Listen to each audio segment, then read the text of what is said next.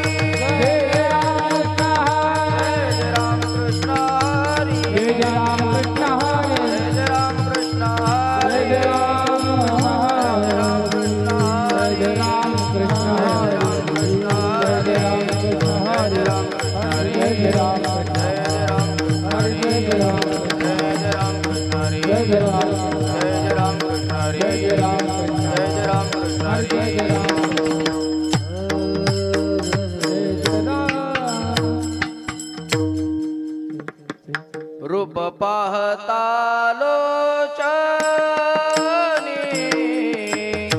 सुख झाले ओ साजनी सुख झाले ओ साजनी सुख झाले ओ साजनी रूप पाहता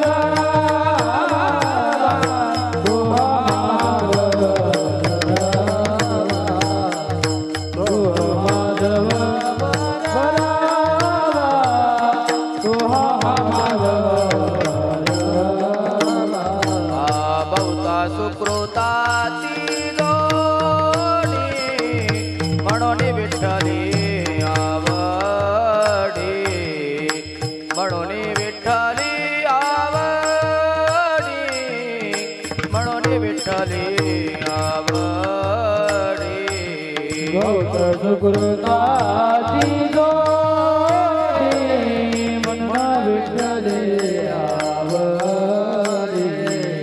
मना विठ्ठले आवडी मना विठ्ठले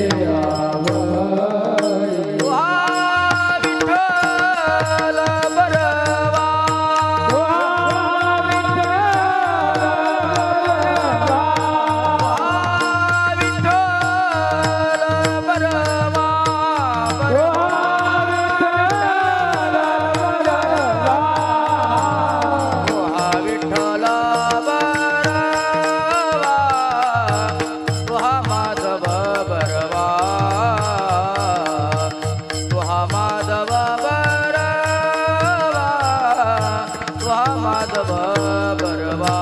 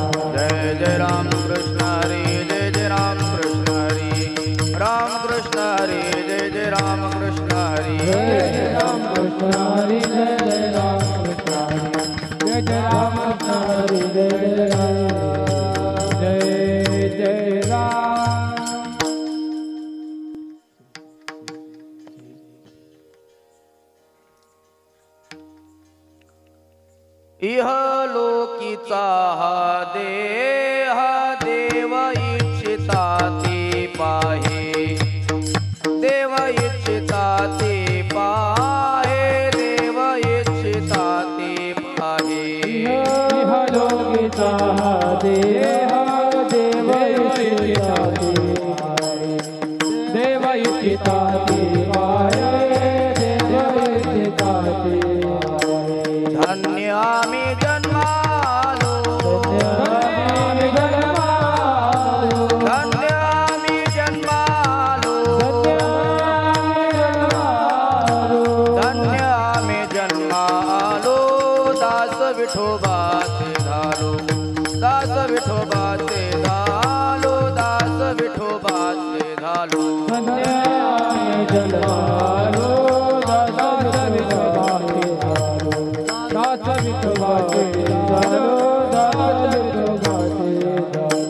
आयुष्याच्या साधने सच्चिदानंद पदवी घेणे सच्चिदानंद पदवी घेणे सच्चिदानंद पदवी घेणे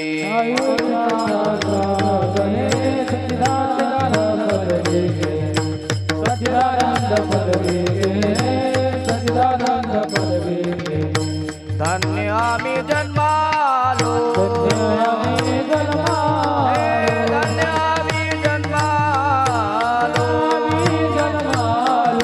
धन्य आम्ही जन्मालो दास विठोबाचे झालो दास विठोबाचे झालो दास विठोबाचे झालो धन्य आम्ही जन्मालो दास विठोबाचे झालो दास विठोबाचे झालो तुका म्हणे पावटणी करू स्वर्गाची निशाणी करू स्वर्गाची निशाणी करू स्वर्गाची निशाणी तुकाने पावावरी करू स्वर्गाचे निशाणी करू स्वर्गाचे निशाणी करू स्वर्गाचे निशाणी धन्य आम्ही जन्मालो आम्ही जन्मालो धन्य आम्ही जन्मालो धन्य आम्ही जन्मालो दास विठोबाचे झालो दास विठोबाचे झालो दास विठोबाचे झालो धन्य आम्ही जन्मालो दास विठोबाचे झालो दास विठोबाचे झालो दास विठोबाचे झालो विठोबा रखुमाई गाडी वाजवा भजन करा सर्वांनी जय जय विठोबा रखुमाई विठोबा रखुमाई विठोबा रखुमाई विठोबा रखुमाई विठोबा रखुमाई विठोबा रखुमाई जय जय विठोबा रखुमाई जय जय विठोबा रखुमाई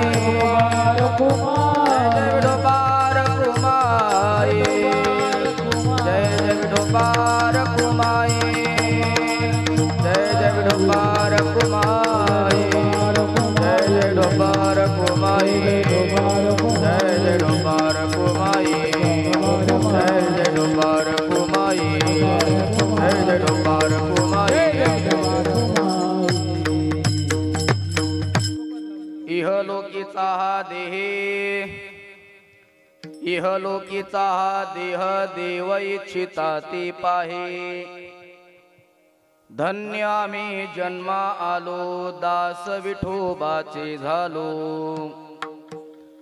आयुष्याच्या साधने सच्चिदानंद पदवी घेणे धन्य आम्ही जन्मा आलो दास विठोबाचे झालो तुका म्हणे पावटणी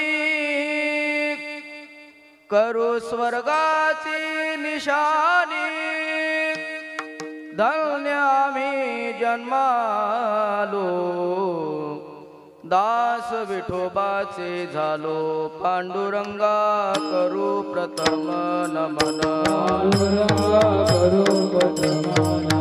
पांडुरंगा करू प्रथम नमन दुसरे चरणा संतांदिया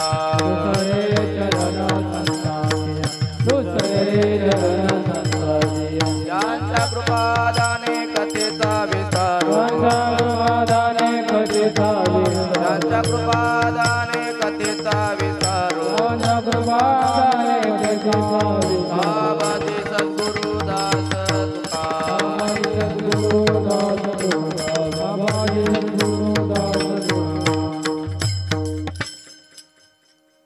योऽन्त प्रविश्य मम वाचमिमां प्रसुप्तां सञ्जीवयत्य किल शक्तिधर स्वधाम्ना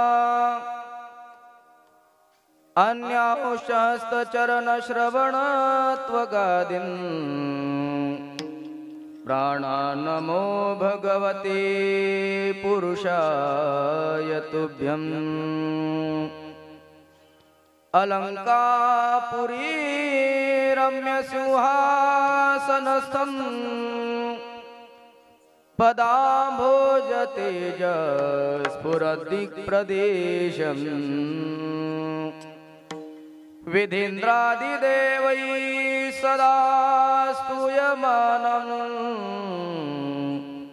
समाधिस्थमूर्तिं भजे ज्ञानदेवम् सेवेलागी सेवक झालो तुमच्या लागलो निज चरणा अहो स्वामी तुकया देवा यावरी न करावा वेरू काय माझी वाणी मानेल संतांसी रंजवू चित्तासी आपुलिया माझी वाणी तुझे वर्णी गुणनाम ऐसे देई प्रेम काही कळा जयांचे केलिया स्मरण होय सकळ विद्याचे अधिकरण तेची वंदू श्री चरण श्री गुरूंची ते नमस्कारो आता विठ्ठल विठ्ठल विठ्ठल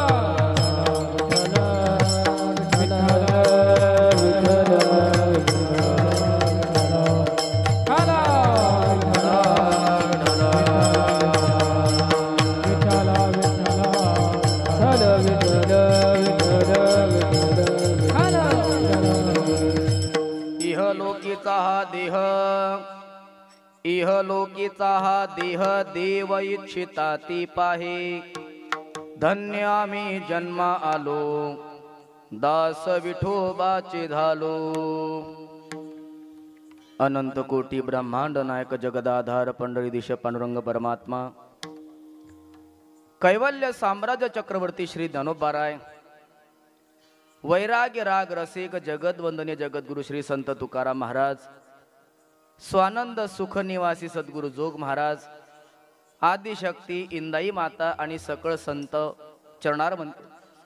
सकळ संतांच्या चरणारविंदी सेवा समर्पित करण्याकरता निवडलेला अभंग विश्ववंद्य विश्वसंत विश्वभूषण विश्वोद्धारक विश्व कल्याण मूर्ती श्री जगद्गुरु तुकोबाराय यांचा 4 चरणाचा एक चिंतनीय असा अभंग असून या अभंगातून जगद्गुरु श्री तुकोबाराय नरदेहाचा दुर्लभत्व सांगून आम्ही जन्माला येऊन धन्य का झालो त्याचं कारणही सांगतात विठ्ठल विठ्ठल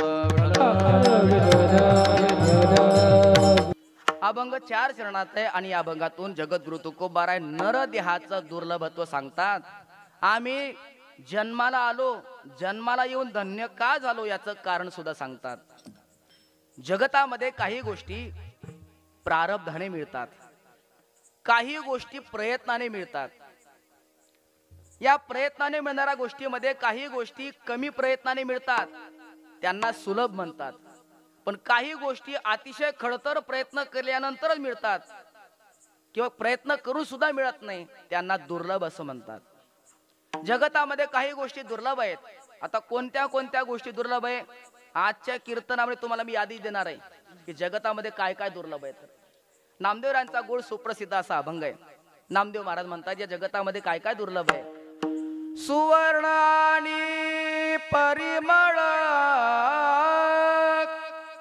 हिरा आणि कोमळ योगी आणि निर्मळ हे दुर्लभ जे दातारा हे दुर्लभ जे दातारा हे दुर्लभ जे दातारा ओ सुवर्ण आणि परिमळ सुवर्ण आणि परिमळ हिरा आणि कोमळ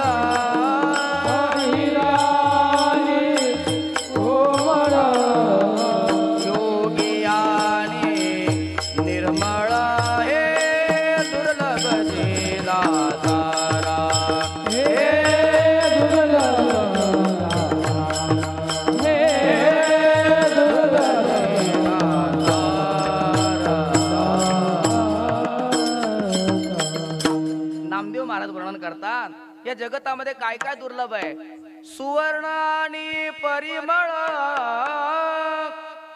सोन्याला परिमळ येणं दुर्लभ गोष्ट आहे सोन्याला सुगंध असणं ही दुर्लभ गोष्ट आहे केला होता एका राजाने प्रयत्न कोणी रावणाने त्याच्या 3 प्रती आपण राहिल्या सोन्याला सुगंध आणेन स्वर्गाला शिडी निर्माण करणे आणि खाऱ्या पाण्याचा समुद्र गोड करीन. या 3 प्रतिज्ञा त्याच्या बाकी आल्या. त्याने प्रतिज्ञा केली की सोन्याला सुगंध आणीन. पण बरं झालं, नाहीतर चोर लोकांना तपास करण्याची गरज राहिली नसती. पण सोन्याला सुगंध आला असता ना, जिथे सुगंध जास्त येतो तिथे दरोडा टाकला असता. एक चुकीचं झालं आणि एक फायद्याचं असं झालं की लोकांना सेंट वापरण्याची गरज राहिली नसती. मग सोनं जर अंगावर धारण केलं असतं तर सेंट वापरण्याची गरज आली नसती. पण सोन्याला सुगंध येणं ही दुर्लभ गोष्ट आहे. हिराने कोमळ, हिरा कोमळ असणं ही दुर्लभ गोष्ट आहे. कारण हिरा हा कठीण असतो. किती कठीण असतो तुकोबाराय त्याचं वर्णन सांगतायत. हिरा ठेवीता ऐरणी, वाचे मारीता जोगणी, तोची मोल पावे करा, करणीता होय चुरा.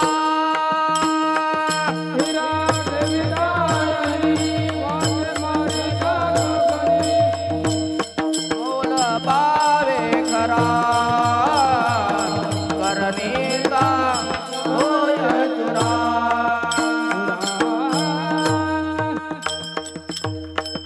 तुकोबाराय म्हणतात खरा हिरा कोणता आहे त्याची पारख जर करायची असेल तर हिऱ्याला आयरणीवर ठेवायचं आणि वरून घनाने आघात करायचा. एका हातोड्याने मारता येते ती हातोडी, एका हाताने मारता येते सहज ती हातोडी.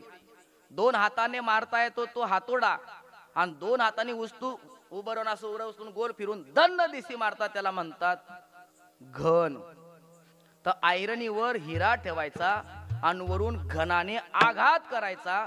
तो हिरा एवढा कठीण असतो, एक तर आयरणी शिरतो नाहीतर घनात शिरतो, एवढा कठीण असतो.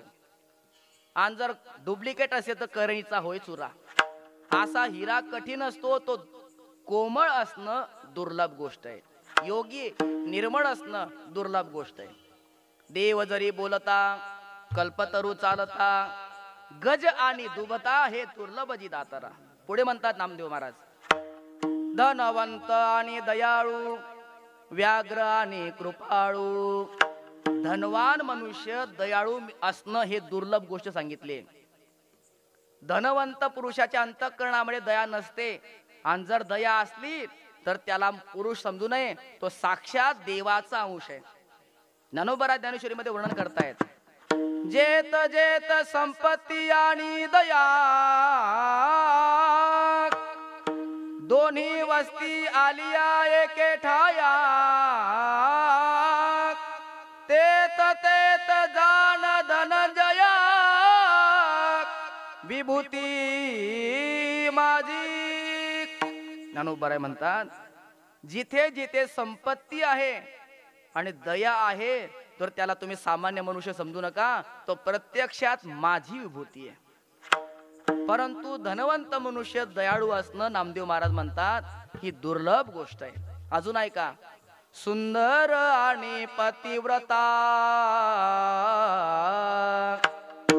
सावधान होय श्रोता, पुराणिक तरी ज्ञाता, हे दुर्लभ जे दातारा. नामदेव महाराज म्हणतात सुंदर आणि पतिव्रता हे दुर्लभ जी दातारा. नामदेवरांचं म्हणणं बरं का, क्षमा मागून सांगतोय. सुंदर स्त्री, प्रत्येक सुंदर स्त्री ही पतिव्रता असेलच, नो गॅरंटी. सुभाषितकारांचं असं म्हणणं आहे, स्त्रियश्चरित्रम पुरुषस्य भाग्यम, देवो न जानाति कुत मनुष्य. विठ्ठल विठ्ठल.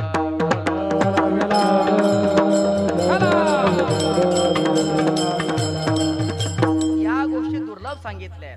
अजून शास्त्रामध्ये 7 गोष्टी दुर्लभ आहेत. संपत सरस्वती सत्यम, संतानम सत अनुग्रह, सत्ता सकृत संभारम, सकारा सत्त दुर्लभ. 7 सकाराने सुरुवात होणाऱ्या 7 गोष्टी दुर्लभ आहेत. पहिली गोष्ट दुर्लभ आहे संपत्ती. संपत्ती कुणाला आवडत नाही हो. तुकोबाराय तर जाहीर आवाहन करतायत, सांगा ऐसा कोण सांगा हे जया नावडे, कोण सांगा हे जया नावडे, कोण सांगा हे जया नावडे, कोण सांगा हे जया नावडे.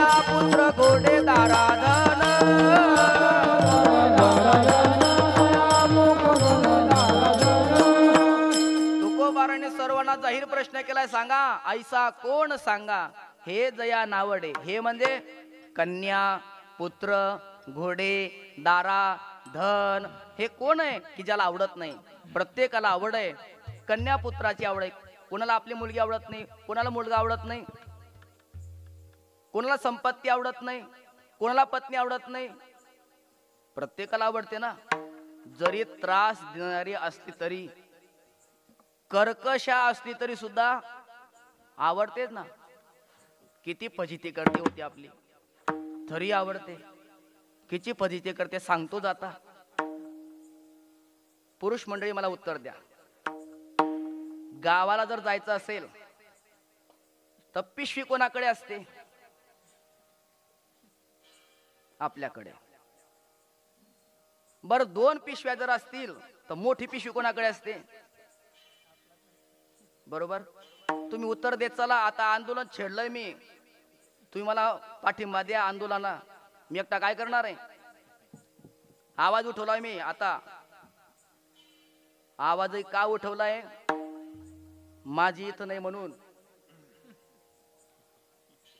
पण तुम्ही मात्र आवाज उठवायचा, आता पाठिंबा द्यायचा आहे. बरं, मोठी बॅग घेऊन आपण बस स्टँडला पोहोचलो तर एसटीची शोधाशोध कोण करतं? कोणती गाडी लागणार आहे असं? माणूस. बरोबर. एसटी मध्ये चढल्यानंतर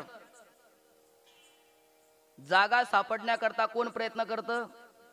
माणूस. पती प्रयत्न करतो, पत्नी आहे ती येऊन बसते. समजा अख्ख्या गाडीमध्ये एकच जागा शिल्लक आहे तर जागेवर कोण बसतं? म्हणजे जागा सांभाळायला आपण, बसायला त्या. समजा जर पूर्ण सीट रिकाम असेल 2 सीटाचं तर खिडकीकडे कोण बसतं? भूक जर लागली तर कुरकुरे कोण आणून देतं? पती. तहान लागली तर पाण्याची बाटली कोण आणून देतं? पती. आणि ते खाऊन खाऊन जर वाकली, शेजारी कोणाला बसावं लागतं? आपल्यालाच ना. असंच मी कीर्तनात सांगत होतो. एक चोपदार उभा होता, म्हणे महाराज बसावं नाही, कधी कधी तर पुसावी लागतं म्हणे. बरं, एवढं करून तिथं जायचं. त्या पाहुण्याकडे गेल्यानंतर साडी कोणाला? आपल्या नातेवाईकांकडे जायचं, साडी मात्र पत्नीला. तिथून परत येत असताना ऐकावं लागतं की तुम्ही माझ्या नातेवाईकांसोबत कसे बरोबर बोलले नाहीत ते ऐकत यावं लागतं. एवढी फजिती करते तरी सुद्धा कोण आहे की ज्याला ऐसा कोण सांगा हे जया नावडे. कन्या, पुत्र, घोडे, दारा, धन. धन कोणाला आवडत नाही? प्रत्येकाला धन आवडतं. पहिली दुर्लभ गोष्ट आहे धन. पण धन प्राप्ती करण्याकरता सर्वजण प्रयत्न करत असले तरी सर्वांच्या नशिबाला संपत्ती प्राप्त होईलच हे सांगता येत नाही. कारण धन माणसाला प्रारब्धाने प्राप्त होत असतं. अन्न मान धन येतो प्रारब्धाधीन, येतो प्रारब्धाधीन, येतो प्रारब्धाधीन. अन्न मान धन येतो प्रारब्धाधीन,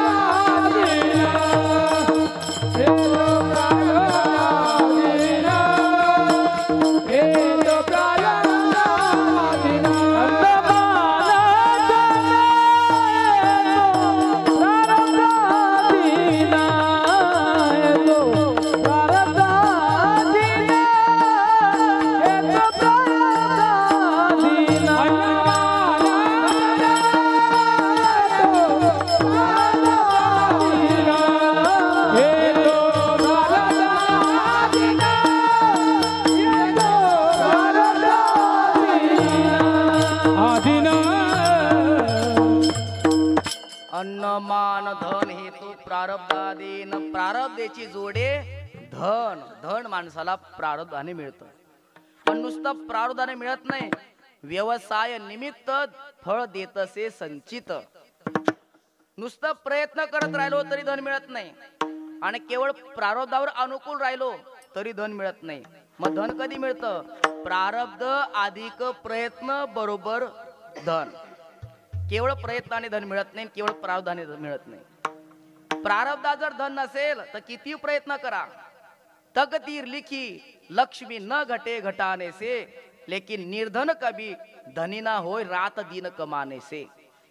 जर प्रयत्नाने धन मिळालं असतं तर प्रयत्न कोण करत नाही? सर्वजण प्रयत्न करताय धनाच्या प्राप्ती करता, पण सर्व श्रीमंत होत नाही. त्याच्याकरता प्रारब्धाची अनुकूलता लागते. ही संपत्ती माणसाला मिळत असताना प्रारब्धाने मिळते. संपत्ती म्हणून दुर्लभ गोष्ट आहे. चला दुसरी गोष्ट, सरस्वती. सरस्वती म्हणजे ज्ञान. ज्ञान माणसाला मिळवण्याकरता ती दुर्लभ गोष्ट सांगितली. बुद्धीचे 3 प्रकार आहेत.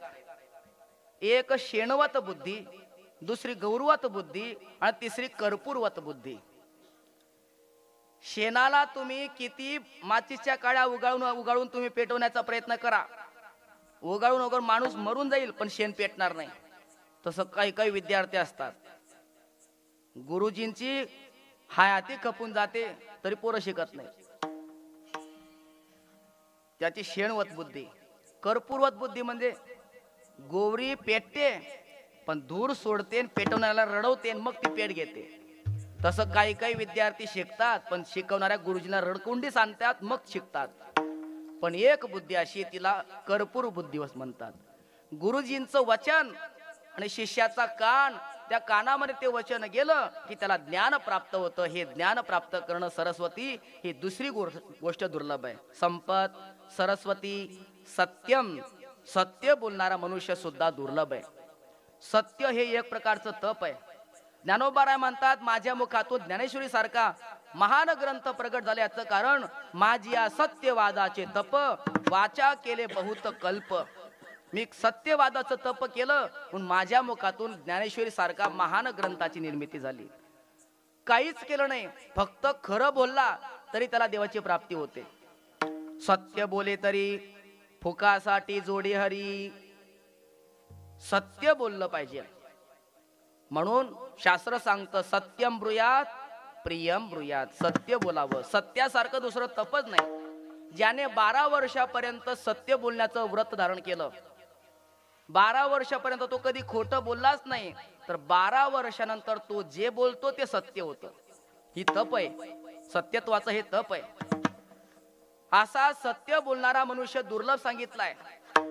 महाभारतामध्ये युधिष्ठिर यांनी फक्त भगवंताच्या सांगण्यावरून अर्ध सत्य बोललंय, अर्ध खोटं बोललं, तरी सुद्धा अंगुष्ठ त्या कर्मासाठी गेला. आता ज्यांनी आयुष्यात अर्ध खोटं बोललं तरी अंगठा नरकामध्ये जातो, ज्याने आपल्या आयुष्यामध्ये अर्ध सुद्धा खरं बोललं नाही त्याचं काय जाईल आणि काय राहील. सत्य बोलणारा मनुष्य दुर्लभ सांगितलंय. संपत, सरस्वती, सत्यम. चौथी दुर्लभ गोष्ट आहे संतानम. ज्याला सहजासहजी मुलं बाळ होतात त्याला महत्व कळत नाही. पण बघा तुम्ही, ज्यांना मुलं बाळ होत नाही, डॉक्टराकडे जाऊन 900 करून सुद्धा ज्यांना पुत्राची प्राप्ती होत नाही, खरोखर दुर्लभ गोष्ट सांगितली. संतान सुद्धा दुर्लभ आहे. एवढं मोठं ऐश्वर राजाचं होतं, दशरथ राजाचं, पण एवढं सर्व ऐश्वर्य असून सुद्धा त्याचं उद्गार काय होते? पुत्र हिनस्य मे राज्यम सर्वम दुःखाय कल्पते. संतान चौथी गोष्ट दुर्लभ गोष्ट आहे. सत्ता पाचवी दुर्लभ गोष्ट. सत्ता मिळत नाही सत्ता, आणि मिळाली तर 5 वर्ष टिकणं दुर्लभ सांगितले. सकृत संभार, सत अनुग्रह, चांगला अनुग्रह करणारा गुरु मिळणं दुर्लभ आहे. फसवणारे गुरु अनेक मिळतील, पण चांगला अनुग्रह करणारा, योग्य मार्ग, योग्य दिशा दाखवणारा गुरु मिळणं अत्यंत दुर्लभ सांगितलंय. आणि चांगले नातेवाईक मिळणं ही 7वी दुर्लभ गोष्ट आहे. कदाचित या गोष्टी मिळाल्या तर देवाची प्राप्ती होत नाही. मग देवाची प्राप्ती करण्याकरता अजून 3 गोष्टी दुर्लभ आहे. दुर्लभम त्रयमेवेतात देवानुग्रह हेतुकम मनुष्यत्वम मोक्षुत्वम महापुरुष संश्रयः. पुढे महापुरुषाची संगती, त्याच्या आधी मुमुक्षुत्व आणि त्याच्या आधी मनुष्यत्व दुर्लभ सांगितलंय. नरदेह दुर्लभ जाना, नरदेह दुर्लभ जाना, शतवर्षाची गणना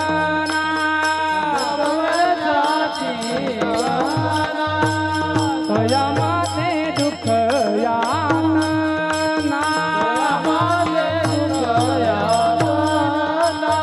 तुम्ही आठवा मधुसूदना तुम्ही वासुदेव वासुदेव म्हणा तुम्ही वासुदेव वासुदेव म्हणा तुम्ही आठवा मधुसूदना तुम्ही वासुदेव वासुदेव म्हणा वासुदेव वासुदेव म्हणा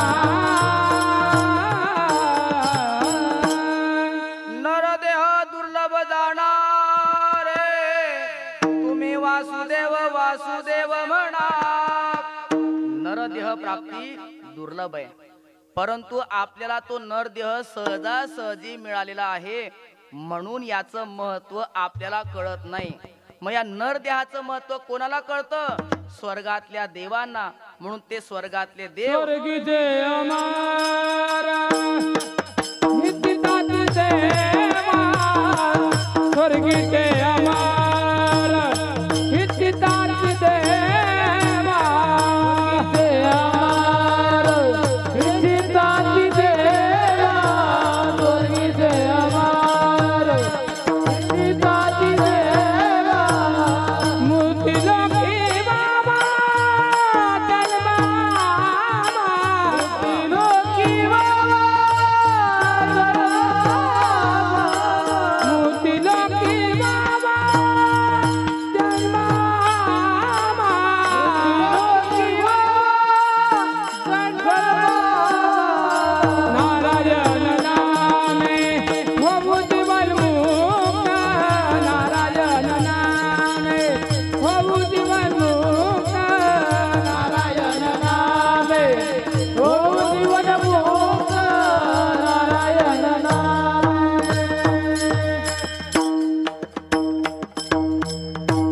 आपल्याला हा नरदेह सहजासहजी प्राप्त झाला आहे, त्यामुळे या नरदेहाचं महत्व आपल्याला नाहीये. म्हणजे नरदेहाचं महत्व कुणाला आहे?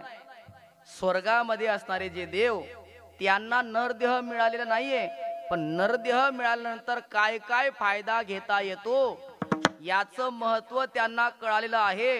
म्हणून स्वर्गातले देव सुद्धा या मृत्यू लोकातल्या या इहलोकाच्या नरदेहाची इच्छा करतात. अभंगाच्या पहिल्या चरणामध्ये इहलोकीचा हा देह इहलोकीचा हा देह हो इहलोकीचा हा देह इहलोकीचा हा देह हो इहलोकीचा हा देह इहलोकीचा देह हो इहलोकीचा देह इहलोकीचा देह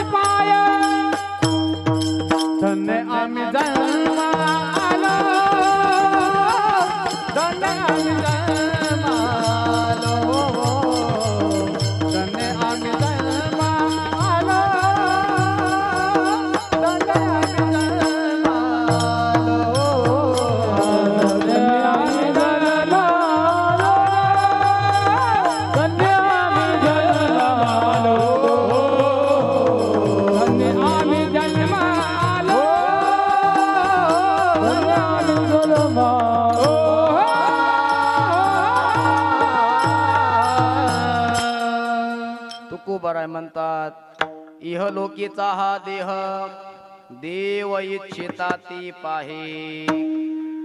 इहलोकीचा म्हणजे या मृत्यू लोकातला हा नरदेह इच्छा कोण करतात? स्वर्गातले देव या नरदेहाची इच्छा करतात. का करतात तो? त्यांचा देह चांगला नाही का? अहो त्यांचा देह असा आहे की त्या देहामध्ये मलमूत्र नाहीये, मलमूत्र विहीन तो देह आहे. आणि आपल्या देहाचा जर विचार केला तर कसा आहे? हा देह नाशिवंत मळमूत्राचा बाधा, वरी चर्म घातले रे कर्म कीटकाचा साधा, रव रव दुर्गंधी रे अमंगळ तिचा बाधा. स्मरे त्या हरिहरा शरण जाई गोविंदा, परिये दे मदालसा सोहम जो रे बाळा, परिये दे मदालसा सोहम जो रे बाळा. ती मदलसा माता आपल्या पुत्रांना समजावून सांगते, बेटा हा देह नाशिवंत मळमूत्राचा बांधा. नरदेह म्हणजे काय हो? वेडी वाकडी हाड, त्याच्यावर चिटकवलेले मांसाचे गोडे आणि ते दिसून याच्या करता झाकलेलं कातळ, यापेक्षा वेगळं काय? नरदेह म्हणजे मीटिंग मध्ये डुकर सुद्धा आपल्या देहाची चर्चा करतात. डुकरांच्या मीटिंग मध्ये त्यांची चर्चा सुरू होते. का हो? हे माणसं स्वतःला एवढं श्रेष्ठ कस काय समजतात? आपण दिस लोक नाक दाबतात, आपण दिस लोक नाक दाबतात, एवढे श्रेष्ठ आहेत का ते? अहो माणसं माणसं म्हणजे कोण? आपले स्वयंपाकाचे भांडे. घरी गेल्यावर हिशोब करा, जर इथं समजत नसेल तर विचार केल्यानंतर समजेल तुम्हाला. मनुष्याचा नरदेह काय हो? मळमूत्राचा बाधा. म्हणून तो ज्ञानोबराय भांडतात ना देवाशी, देवा तुझी घोंगडी किती सुंदर आहे, आमची किती वाईट आहे. रक्त रेत दुर्गंधी जंतू नरक मुताने भरली रे, नवा ठाई फाटून गेली ती तो आमासी दिसली रे. ही घोंगडी 9 ठिकाणी फाटून गेलीये आणि या 9 ठिकाणातून एक तरी पदार्थ सुगंधित बाहेर पडतो का? या शरीरातून शास्त्रकार सांगतात 12 प्रकारचे मळ घाण बाहेर पडते. सर्वात वाईट आपलं शरीर आहे, अत्यंत अपवित्र. किती अपवित्र आहे? एकदा गुरुजींनी आपल्या शिष्याला सांगितलं की जा आणि जगातातली सर्वात अपवित्र वस्तू घेऊन ये. तो शिष्य निघाला, शोध घेऊ लागला की जगतामध्ये काय अपवित्र आहे, काय अपवित्र आहे. त्याला एक विष्ठा दिसली. त्याला बोलू लागली, अरे मला अपवित्र समजतो काय? मी अपवित्र नाही म्हटले. म्हणे मग काल मी एका हॉटेलमध्ये एका काचेच्या बरणीमध्ये गुलाबजामच्या रूपामध्ये होती. म्हणे मग ही अवस्था कोणामुळे झाली? म्हणे तुझ्यासारखा एक दरिंदर आला ना, त्याने मला विकत घेतलं. त्या माणसाची 1 दिवसाची संगती केली आणि मला ही अवस्था प्राप्त झाली. शरीर हे एवढं अपवित्र आहे. कोणती वस्तू 1 दिवसात संग करतो तर त्या वस्तूला अत्यंत दीनत्व प्राप्त होतं. एवढं आपलं शरीर वाईट आहे. मग जर एवढं शरीर आपलं वाईट आहे, मग स्वर्गातले देव या नरदेहाची इच्छा का करतात? विठ्ठल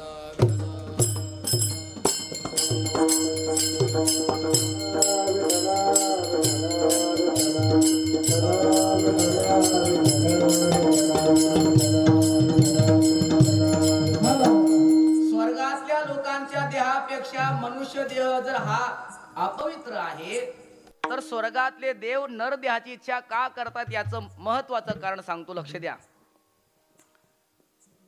माझ्या उजव्या बाजूला कल्पना करा, 1 किलो लोखंडाचा गोळा ठेवलाय आणि माझ्या डाव्या बाजूला 1 किलो चांदीचा गोळा ठेवलाय.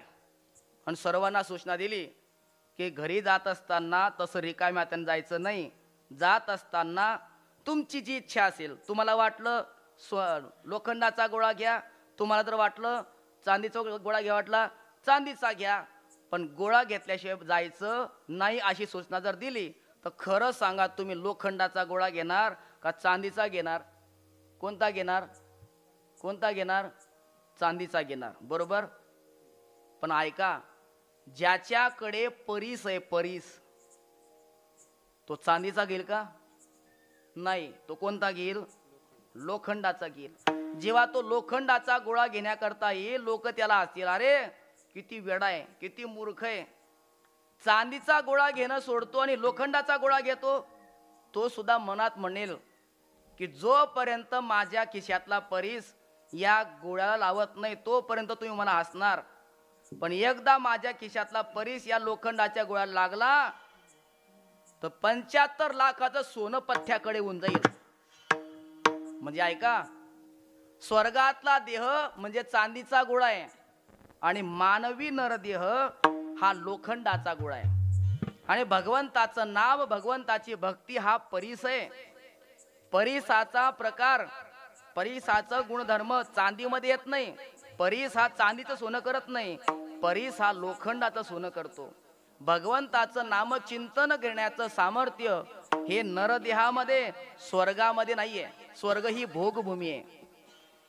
विठ्ठल विठ्ठल म्हणा वेळोवेळा, हा सुख सोहळा.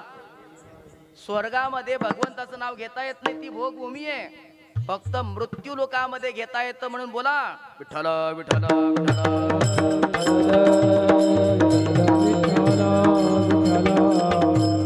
भगवान परमात्म्याचं भक्ती करण्याचं सौलभत्व फक्त नरदेहामध्येच आहे. म्हणून स्वर्गातले देव नरदेहाची इच्छा करतात. पण तुकोबाराय म्हणतात, आम्ही धन्य आहोत की आम्ही जन्माला आलो.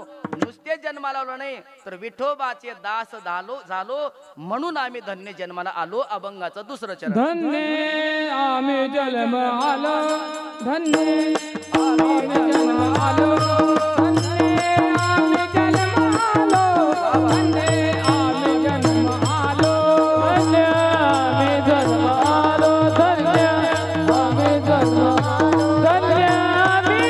जन्म आलो, धन्य आम्ही जन्म आलो, धन्य आम्ही जन्म आलो, धन्य आम्ही जन्म आलो, धन्य आम्ही जन्म आलो, धन्य आम्ही जन्म आलो, धन्य आम्ही जन्म आलो, धन्य आम्ही जन्म आलो, धन्य आम्ही जन्म आलो, धन्य आम्ही जन्म आलो, धन्य आम्ही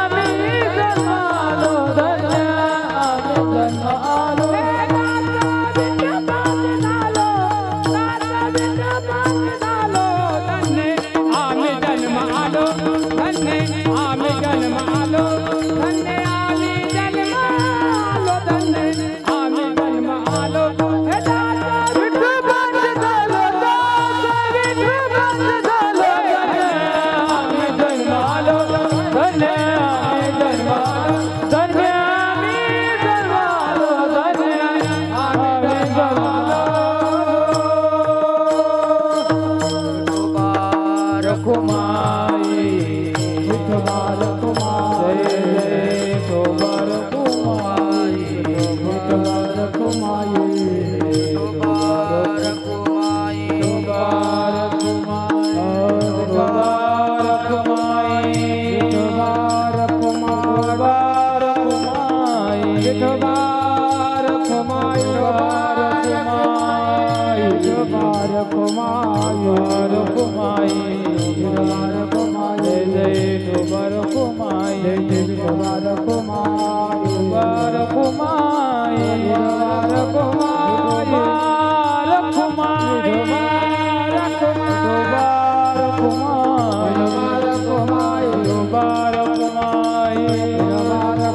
जय विठोबा रखुमाई, जय विठोबा रखुमाई, रखुमाई,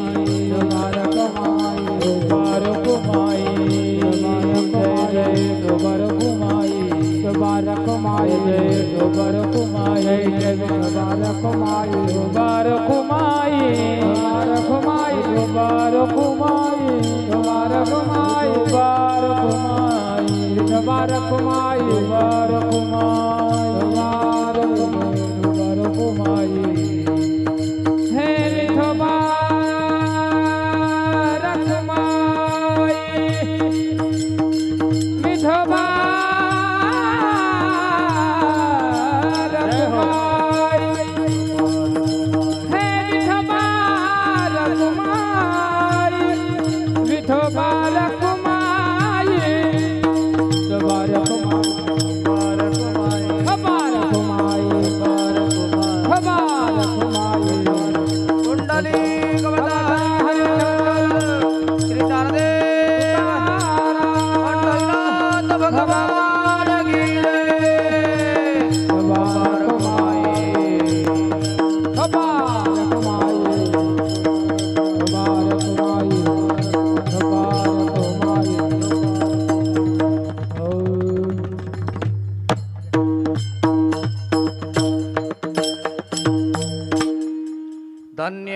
जन्मालो दास विठोबाचे झालो.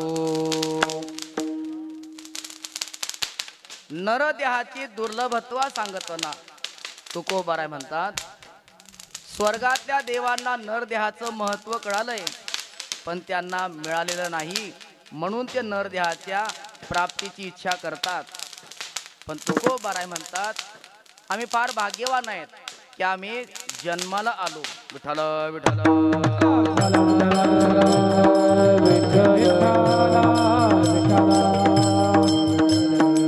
महाराज, जन्माला आले म्हणून भाग्यवान आहेत का तुम्ही?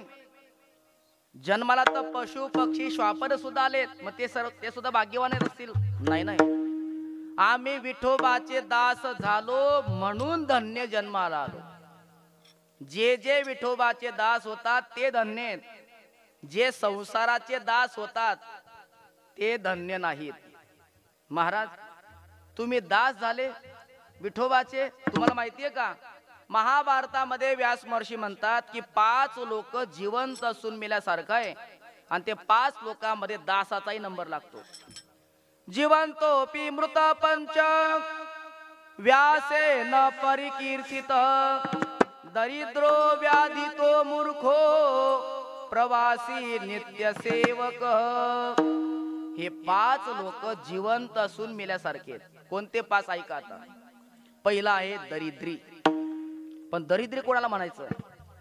ज्याच्याकडे गळगंज श्रीमंती आहे तरी सुद्धा तो दारिद्र्य रेषेखालील यादीमध्ये नाव टाकतो, त्याला दारिद्र्य समजायचं नाही. मग खरा दरिद्री कोण आहे? तर तुम्हाला लक्षण सांगतो, त्याच्यावरून लक्षात ठेवायचं. दद्वयम नास्ति दंतानाम, ज्याच्या दाताला 2 द लागतच नाही कधीच. कोणते 2 द? पहिला द म्हणजे दूध आणि दुसरा द म्हणजे दही. ज्याच्या दाताला कधी लागतच नाही तो खरा दरिद्री. दद्वयम नास्ति दंतानाम भद्वयम भूरी भोजनम, ज्याच्या जीवनामध्ये नेहमी 2 भ असतात. पहिला भ म्हणजे भाजी आणि दुसरा भ म्हणजे भाकर. भाजीन भाकर, भाजीन भाकर, इकडे बी काय नाही इकडे बी काय नाही. ज्याला कायम भाजीच भाकर खावी लागते, खावी वाटते, तो दरिद्री आहे. उद्वयम वृत्तिरस्माकम, ज्याला नोकरी लागली कशाची? 2 उकारांची. पहिला उकार म्हणजे उधारी आणि दुसरा उकार म्हणजे उसनवारी. कोणाकडे उधार मागतो, कोणाकडे उसनं मागतो, कोणाकडे उधार मागतो, कोणाकडे उसनं मागतो. त्याच्या पलीकडे दुसरं कामच नाही त्याला, तो दरिद्री समजावा. आणि शेवटचं लक्षण सांगतो, फद्वयम गृहकर्मणी, ज्याच्या घरामध्ये नेहमी 2 फ असतात. पहिला फ म्हणजे फुटलेले भांडे आणि दुसरा फ म्हणजे फाटलेले कपडे. असं लक्षण दिसलं की समजावतो दरिद्री आहे. हा दरिद्री मनुष्य जिवंत असून मेल्यासारखा आहे. दुसरा नंबर लागतो व्याधी. तो ज्याला दवाखान्यात गेल्याशिवाय बरं वाटत नाही, गोळी घेतल्याशिवाय बरं वाटत नाही. काही लोक जेवण कमी करतात, गोळ्या जास्त घेतात.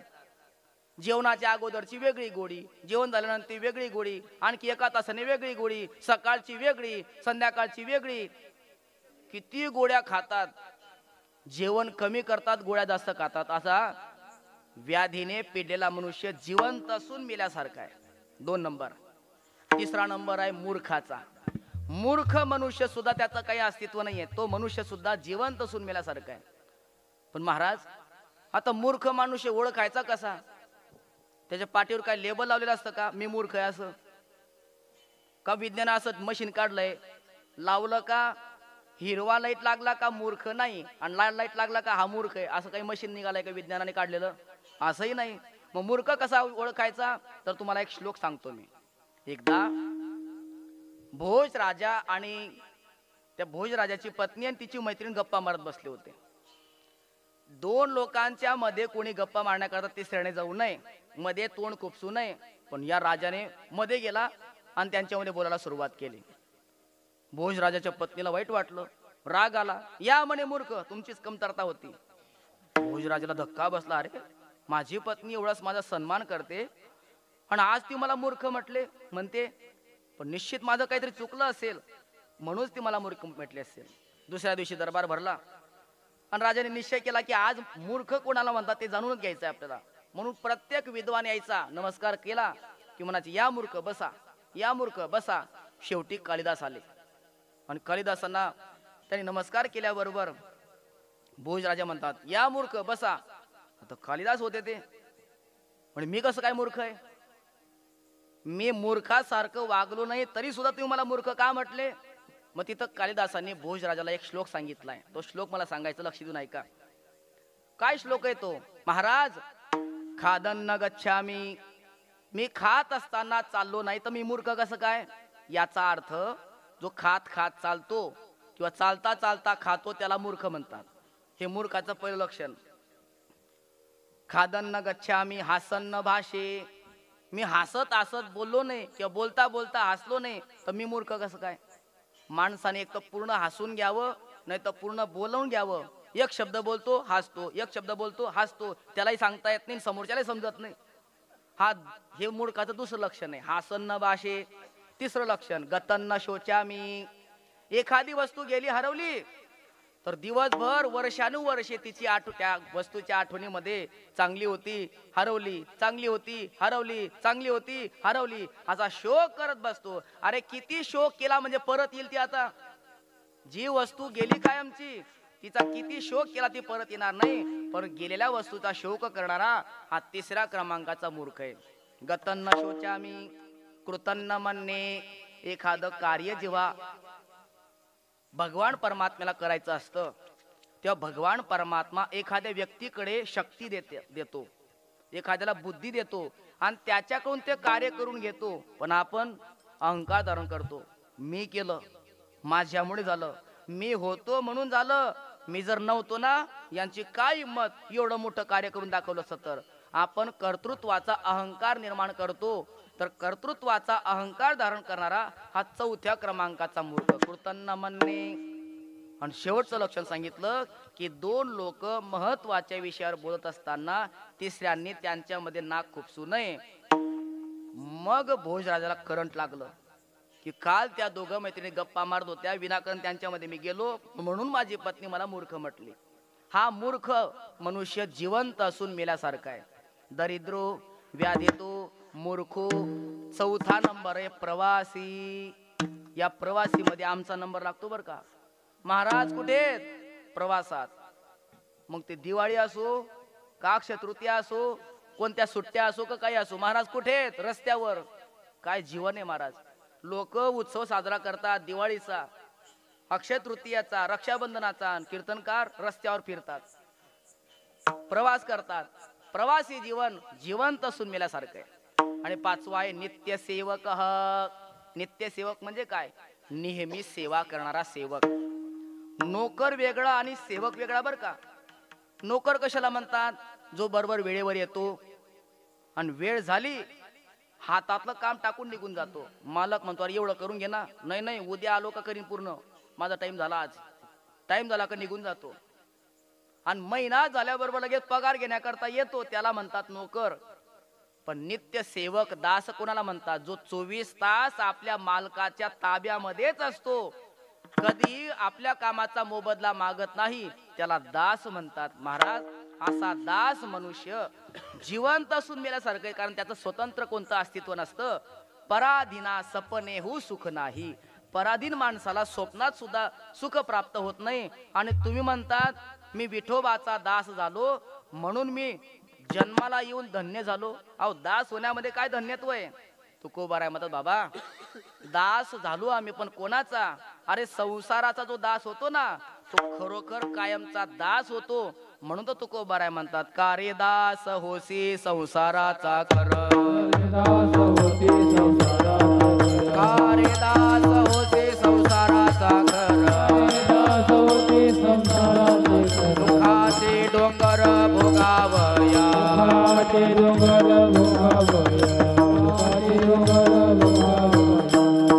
जो संसाराचा दास होतो तो कायमचा दासच राहतो.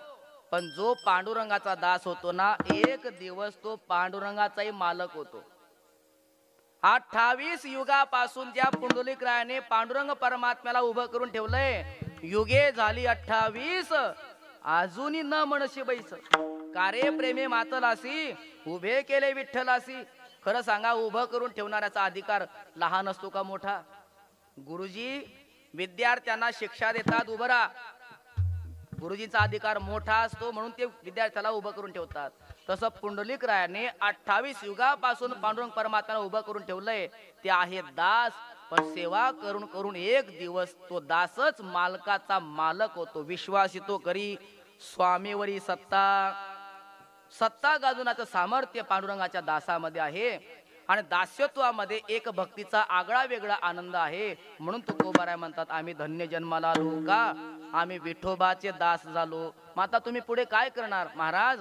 आम्ही आयुष्याच्या साधनाने सच्चिदानंद पदी प्राप्त करू. अभंगाचं 3रं चरण.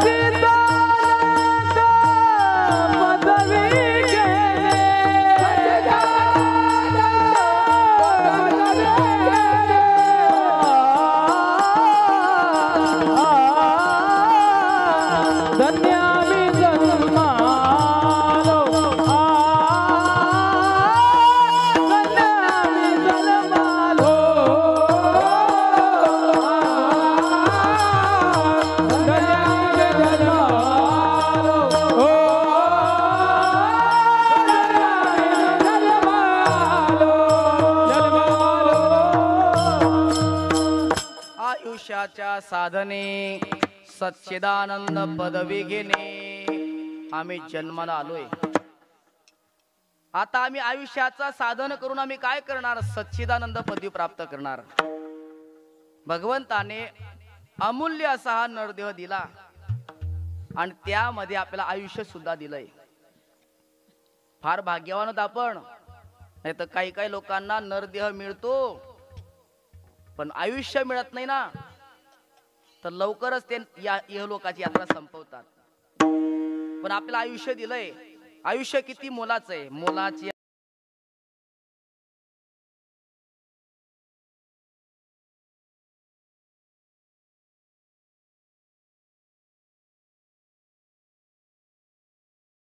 खर्च होतात. जेव्हा आपण बसलेलो असतो तेव्हा श्वासाची गती 12 असते. जेव्हा आपण चालतो तेव्हा ती गती 18ची होते. ज्या वेळेला आपण झोप घेतो, घोरतो, तेव्हा आपल्या श्वासाची गती 24 झालेली असते. पण ज्या वेळेला एखादा मनुष्य मद्यपान करतो, मांसाहार करतो किंवा स्त्री संग करतो तेव्हा श्वासाची गती 30 झालेली असते. म्हणून ही लोक लवकर मरतात. कारण आपल्याला जो आयुष्य मिळालंय हे आपल्या श्वासावर मिळालंय. एवढी वर्ष, एवढे महिने, एवढे दिवस असं मिळालं नाहीये. आपल्याला आयुष्य मिळालंय हे श्वासावर. म्हणून प्रत्येक श्वासावर भगवंताचं नाव घेतलं गेलं पाहिजे. त्याचं जीवन धन्य.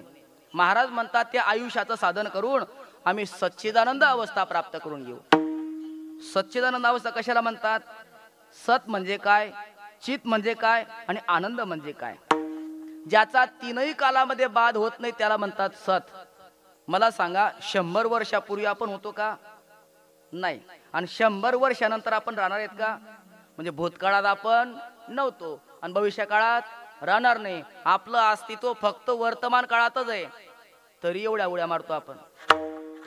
आपण भूतकाळात नव्हतो, वर्तमान भविष्य काळात राहणार नाहीयेत. फक्त आपलं अस्तित्व एवढंच आहे वर्तमान काळाचं. पण भगवान परमात्मा भूतकाळातही होता, वर्तमान काळातही आहे आणि भविष्य काळात सुद्धा आहे. त्याला सत म्हणतात. चित म्हणजे काय? ज्ञान स्वरूप. आपल्याला ज्ञान घेण्याकरता शाळेमध्ये, कॉलेजमध्ये जावं लागतं, तेव्हा माणसाला ज्ञान मिळतं.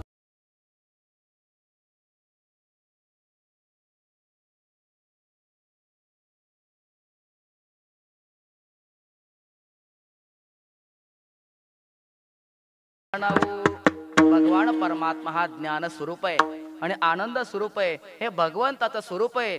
तुकोबाराय म्हणतात आम्ही आयुष्याची साधना करून आयुष्याच्या साधनेने सच्चिदानंद अवस्था प्राप्त करू.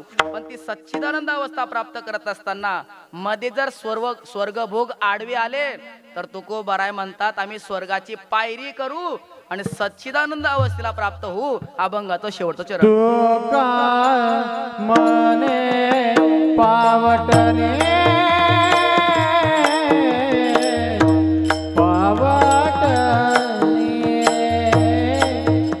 तुका मने पावटने